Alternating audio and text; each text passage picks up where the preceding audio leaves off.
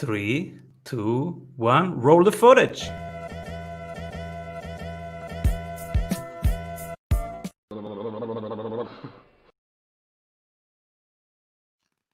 Hello, everybody. Welcome to the Strategy Show. I'm your host, Simon Severino. This episode is brought to you by the Strategy Sprints. At Strategy Sprints, we do only one thing, strategy in sprints. Strategy means doubling your revenue in 90 days. In sprints means doing it in a way that is fun and that gives you more energy for the next sprint.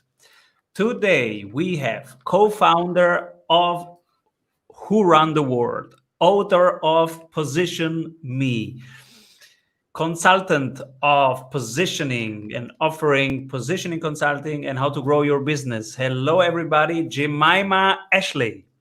Hi, thank you so much for having me. I'm excited to be here. Super cool to have you here. We are excited to deep dive with you how to hire millennials, how to position your company, and why the purpose of your company matters. But first of all, what are you currently creating? So I'm currently creating a program, which I'm working on a name for at the moment, for CEOs and entrepreneurs to help them get more visibility in their arena. Often business owners and founders of companies are very good at what they do. Their business, they know the ins and outs, but no one knows who they are. So if you think about Gary Vaynerchuk, we think about him as a person, not all of the companies that sit under him. So he's personal branded himself really well. And I'm creating a program to really show people how to do that authentically, but also be seen in a really decent way and getting a lot of mass exposure. I saw a picture of you with Gary somewhere, I think on your media kit. How did you do that? Yeah. I was invited to attend an event he was speaking at, and we had a moment on stage. He was talking and I laughed at a joke and no one else laughed. And he said to me, "You think I'm funny?" I was like, "I adore you. I think I'm in love with you." And then everyone laughed. And we had like a bit of a chat while he was on stage, and he gave me a nickname. And so afterwards he's like, "Let's get a photo." And I went, "I would love that." He's such a cool dude, like just authentically just one of my favorite people in the world. I love Gary also. He's of course quite a polarizing person. Yeah. But I love the message, and I love the way he shapes polarity, character and stays in character, actually. Yeah, and polarity is not a negative thing in business. Like, it's actually a really good thing. You would prefer people, "I absolutely need your product," versus "I don't want that," versus "I don't know, maybe I want it, maybe I don't." You either want people to buy it or not. Absolutely. And it comes from a place of giving, as I experience him. I don't know him personally, but I've seen a lot of videos, and I think it comes from a place of generosity, and I think he's a very good human being. And it has to do with your first CEO tip, which is about hiring millennials. He really knows how to attract millennials. Yeah. Why do we need millennials, and what's your take on it? Yeah. So millennials are defined really as the generation from 1985 up to about 2000. So it encompasses a few years here. I am what they refer to as an elder millennial. I had the dial-up internet tone, and I can use one of the rotary phones, but also I'm very good at computers and IT and self-employment, and I know how to work my way around the internet pretty well. So I'm of luck being an elder millennial. Why it's important to have millennials is that and I haven't seen this not be true in any country, but millennials are all overachievers. We have all been borderline forced, made to from our family, bless them, to do multiple things at a time. So we all went to primary school and high school and went and did our education. And on Wednesday nights we would have basketball, sport. We would also probably learn 1 to 2 languages at school. We were learning the internet at a rapid rate in our home life and then in our schooling education, we also had more opportunities. So we had different universities. We could go online. We could do things differently. We were being then provided like this idea to stream our lives with social media on the first MySpace and then Facebook. So we had multiple things happening all the time for us. That has made us a little, sometimes what I think some people see as not extremely focused, and can look a little busy, I guess, because we're looking at totally different things all the time, because that's what we were asked to do for our entire lives. So we are, millennials have a skill set that we need varied education. We need to learn things a lot. We often know more than people give us credit for, because we grew up in a time where education went from reading a encyclopedia to everything's at our fingertips. So if you ask me how to do something and I don't know I can go to YouTube and find it. We have done it all. So my advice for people is definitely hire millennials. They are going to be paramount. You're looking at 35-year-olds now all the way through to about 25-year-olds who know things and have a broader understanding of the world than you probably do. They also have very like a huge skill set. The key with them is to listen to what they're saying and to trust them and give them some autonomy, but also hold their hand a little bit more. You're going to have more conversations with them than you're probably going to find. And what you're also going to see is they're going to want varied stuff. They're going to want to do social media, and they're going to want to have an understanding of how to do this, and they want to be involved in decision making because they can see a bigger picture that you probably can't. Absolutely. I was thinking about so many times, so many things. So first, I think I am 40 years old, but I feel like I'm millennial because when I refer to the time when I went to school, not as the educational years, but the time I went to school. Yeah. Education, I got so much more education from YouTube, actually, and from Google than from school, university, and everything that came later. So just by doing, plus Googling and YouTubing, I think this is how we learn. This is where education happens, and the principles, of course. But I'm happy that I studied philosophy, because there I learned the principles of how to differentiate what is relevant information and what is irrelevant. So where to look for and where to not look for.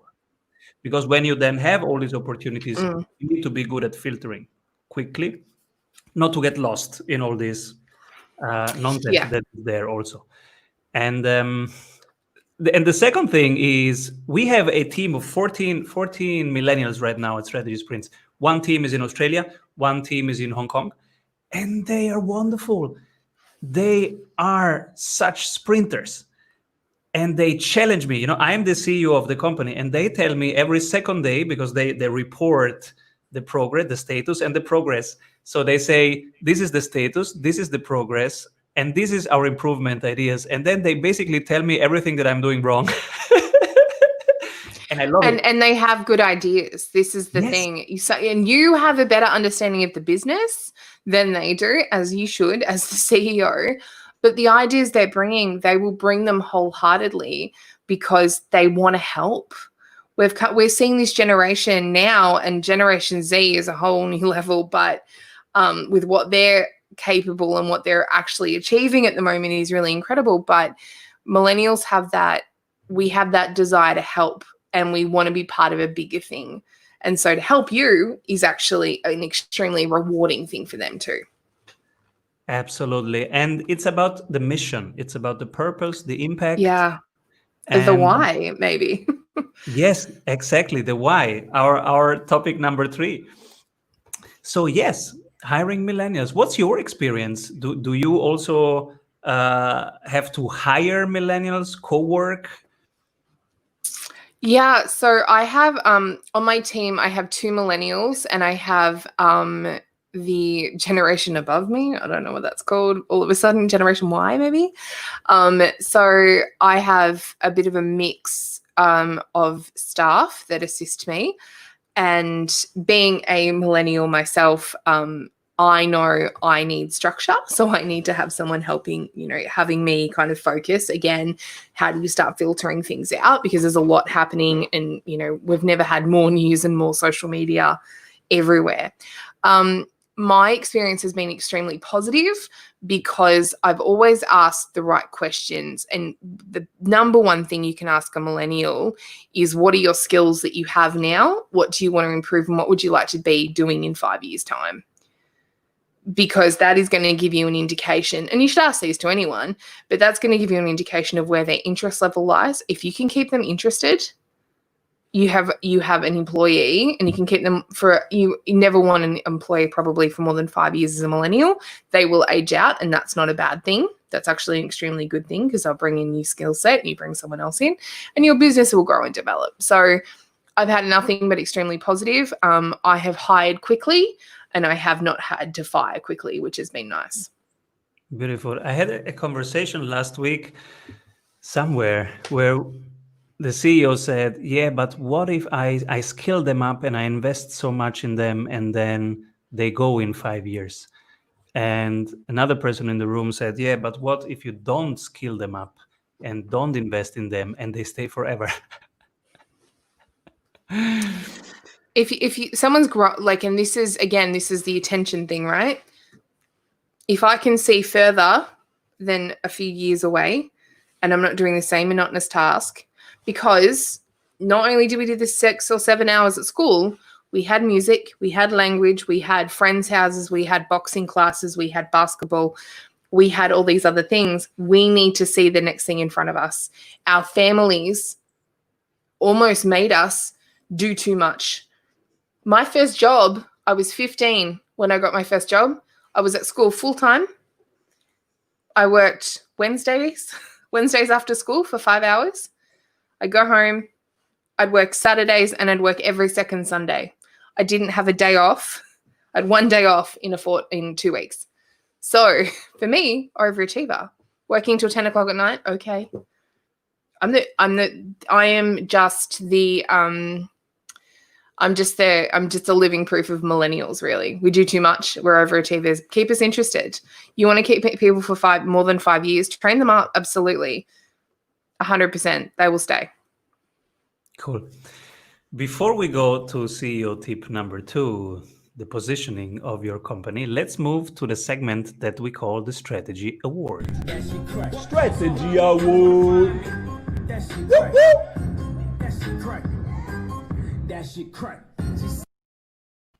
If you could pick one company because they are doing things differently, maybe even awkwardly, as you just experienced, but you say they are doing it right from your perspective, who would that be? So my strategy award for today is going to go to the company Thank You. So they're an Australian-based company that a young gentleman named Daniel Flynn was sitting in an economics class and he was reading a textbook and it said that there were 2 million people today that will be unwell because they don't have access to clean drinking water. And Dan looked at the bottle of water on his desk and he thought how ridiculous it was that we were paying big money to big companies. So he dropped out of university with his best friend and his girlfriend, and they started a bottled water company called Thank You. Thank You is the only bottled water company that is 100% not-for-profit, and every single cent of money that's raised goes into putting water wells all over the world to provide safe, clean drinking water for people in third world countries. They've grown the company now and they've expanded into maternal health products, which will support live births and to help women get through prenatal in third world countries. They're also developing a food line. So they started in Australia and they had the generosity of companies gifting them the bottle of water of design and offering time because people believed in this project. So they've really come out strong of, we're going to start this $6 million corporation to, we're going to start a not-for-profit that's going to give clean drinking water to people in the third world countries all over the world for no profit for us, but just for these people, which I think is, if anyone deserves an award, it's these guys. Beautiful. Thank you. And we move to the CEO tip number 2, positioning your company. Yes. So this is my favorite because so many businesses are exceptionally good at what they do. However, they're not good at explaining that. So what I mean by this is we know the intricacies of our business. We know what day our social media posts will get updated. We know that Angela from bookkeeping is going to have her birthday on Thursday. We know the intricacies of our plan for the next 5 years. What we are bad at doing is telling other people how good we are at what we actually do. So this for me is really about getting your communications down and explaining your story as a business very well. Every business has a unique story. That story is a unique selling point for people. Most people get up and tell you when they do an elevator pitch or nice to meet you, they say our company makes X. No one cares. They care what X does. My company creates bottled of water. I make bottled water. Oh, okay, great. I have a company that has bottled water. We are the first company in the world that if you buy a bottle of water from us, you can actually track it. And on the back of it, you can see a number. That number is going to show you the water well that you've just helped build, that we're building at the moment. We've changed the story completely. So really it comes down to communications and a PR and media strategy, and it's getting people excited about what you're doing. This is so important. And we all can improve every day, every week. So we think a lot about our proposition and what we do and the pitch and the tagline and all that. But today I was on LinkedIn with chatting with a guest of this morning, and I saw another profile, and they had a tagline: "We are the #1 results-based coaches." And I was like, "Hey, that's what we do. Why didn't I find these simple words that are just describing what we do?" So months of work and refining words, but sometimes you just find that word which is so much better. It's simpler, and it's more directly stating what you are doing. Yeah. And this is such an important work of making it clear, understandable, simple, but also communicating the why. Why is this important? Oh, 100%, because you have to have people invested in what you're doing. And, our third tip we'll go into in a second. But what's interesting about this is why I have a job, and what I do is I come in and I communicate with businesses about what problem they solve. And most people can't tell you what problem they solve. They will tell you about what they do. And you need to have that very clearly down to be able to communicate that to other people in multiple ways. You have to be able to tell it when you're doing elevator pitches. It has to come out in social media. You have to have media exposure or third-party validation. And having an external person like myself or, anyone else out there to come into your company and look at it and have discussions with you, we see things that you're missing, that you take for granted. People will be blown away by the things that you think are mundane and monotonous because you do it day to day, but we don't see that. So you have to find a way to communicate that with me. Exactly. And this is where we need feedback. We need somebody from the outside who sees it and says, Yeah. "Hey, what's that?" And so we had one guest, Zachary Gregg. He runs a branding company, and I asked him, "Hey, Zach, can you do a critique? Just go to our website right now and tear it apart." And he went like, "Simon, this one, nobody gets what this is. This is too fancy. Yeah. This is how you talk, but it's not how the users talk. This is not understandable for somebody that comes in the first 3 seconds. They don't know what this is. You are talking to people who know you and who know what you're doing, but they are not. So it was a wonderful session Yeah. and such a great critique, and we learned so much from that. We implemented it, and now it's much more empathic and much better. Yeah. And we forget that our avatar is who we're talking to. Exactly.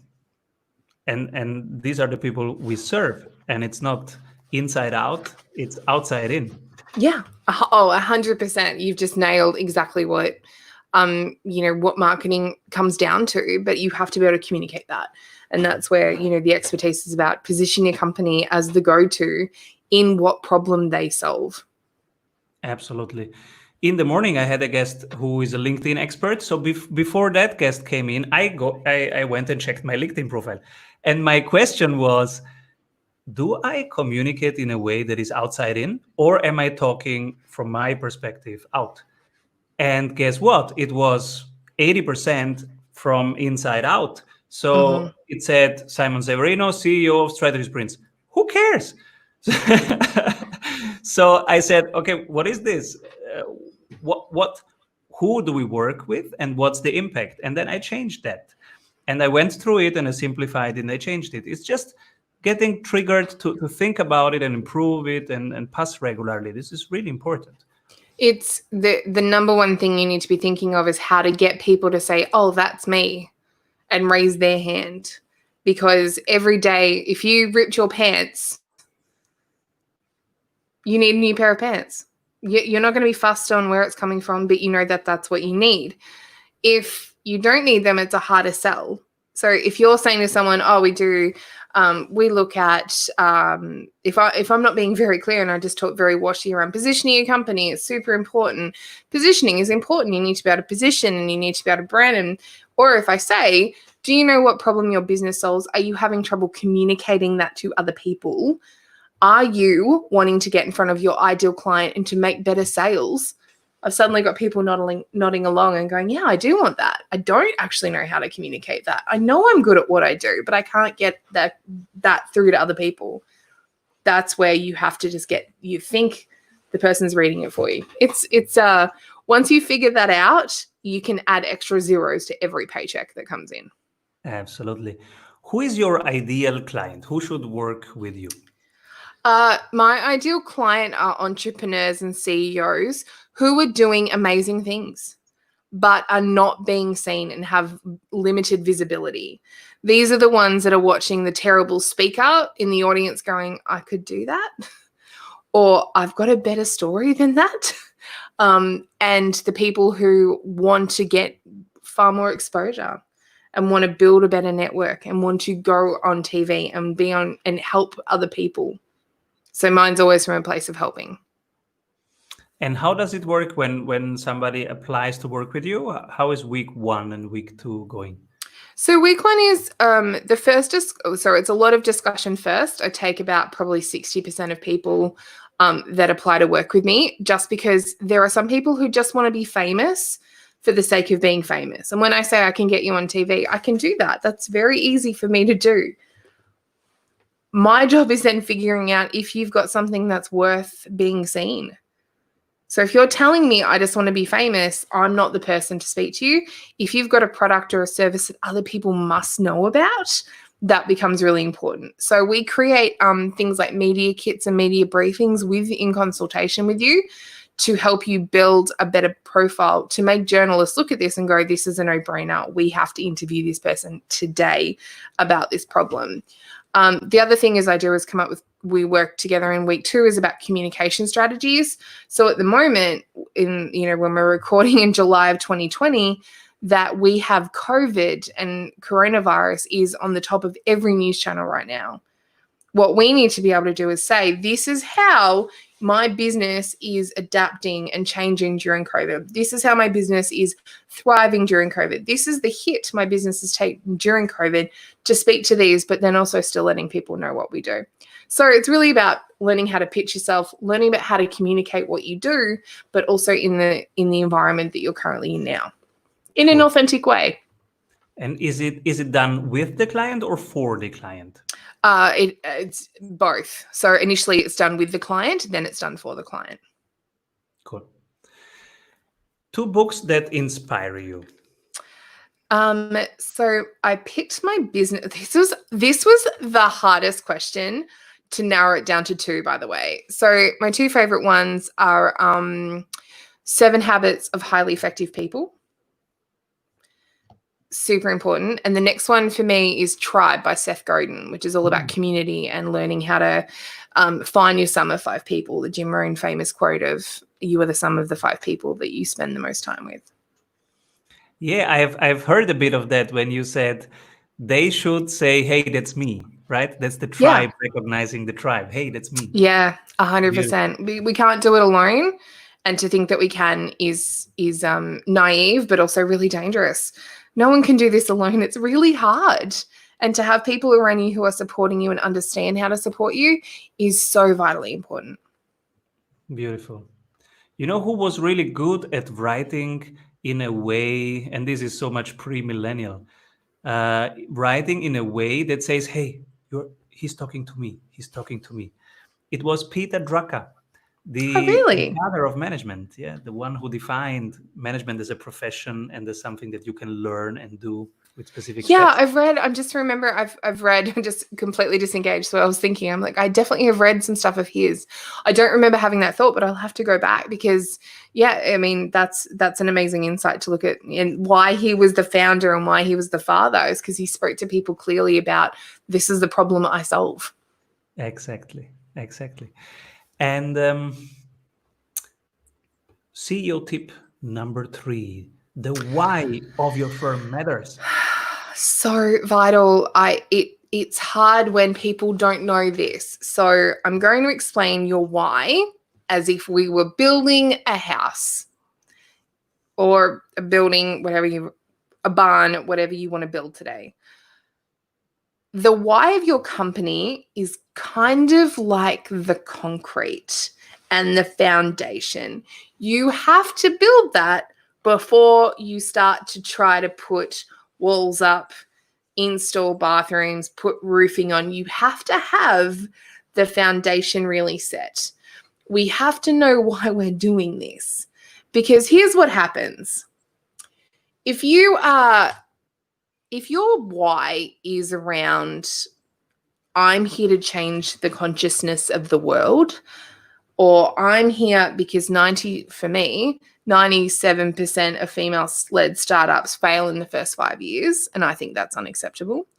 Or there's drinking water available, but we don't have the money to put wells in across the world. It suddenly becomes a little bit more important to get it done. It also gives you a motivation for the days that you don't really feel like doing it. And the one thing that entrepreneurs will tell you, and universally, I've worked all over the world, and universally, we will all collectively say, some days I just don't feel like it. But when your why is bigger than you, and you're sitting on the couch watching Netflix for the 4th hour, eating chips or whatever your favorite food is, there's a huge motivator that when you remember this is why I'm doing it, I suddenly get motivated again. Because if my why was to make $100,000, that's not going to motivate me.